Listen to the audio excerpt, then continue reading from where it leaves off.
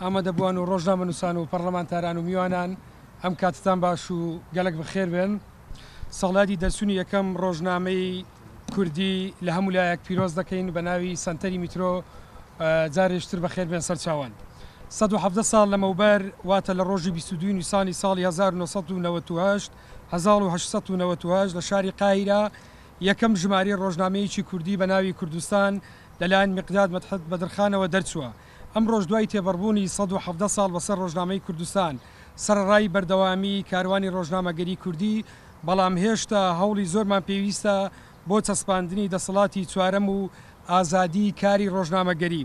هێشتا لێم هەرێمە یاسای ڕۆژنامەگەری لە کوردستان وەکو خۆی جێبەجێ ناکرێتن و وەک لە دوایین راپۆرتی سەنتەری میترۆ بڵاو کراوەتەوە، هێشتا ڕۆژنامە زوور بەڕووی لێدان و تەقەکردن و شەیدبوون و ڕفاندن و هەڕەشە لێکردن بە شێوەی جیاجیا دەبێتەوە.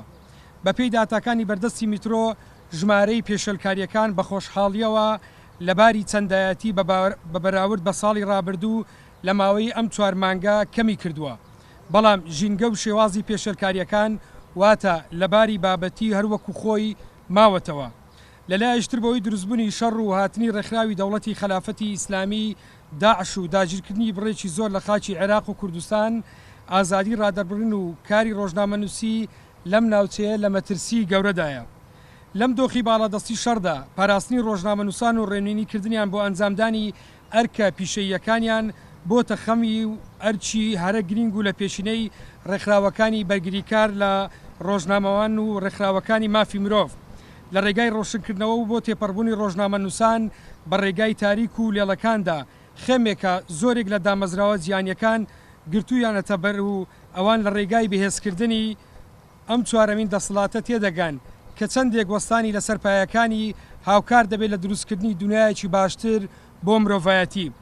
ڕێبەری ئاسایشی ڕۆژنامەنووسان کە لەلایەن لێژنەی پاراستنی ڕۆژنامەنووسان CPG ئامادە کراوە، یەکێکە لەو هەنگاوانەی کە تێیدا خەمی ئامادەسازی ڕۆژنامەنووسی بۆ ئەنجامدانی ئەرکەکەی لە ژینگە جیاجیاکاندا ڕوون کردوتەوە بە مەبەستی پاراستنی خودی ڕۆژنامەنووس و دواتریش گەیاندنی هەواڵ و بەدواداچوون بە شێوەیەکی پیشەیانە.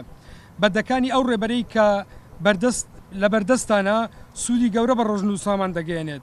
هەر بۆیە سەنتەری میترۆ بۆ داکۆچی لە مافی ڕۆژنامەنووسان بە باشی زانیوەری جێڕێتە سەر زمانی کوردی بەهۆی ساڵیادی 117 ساڵی دەرچوونی یەکەم ڕۆژنامەگەری کوردیەوە پێشکەشی هاوڕێ ڕۆژنامەنووسەکانی بکاتن. سەنتەری میترۆ بۆ داکۆچی لە مافی ڕۆژنامەنووسان 22 نیسانی ساڵی 2015 جارێشتر بەخێر بێن.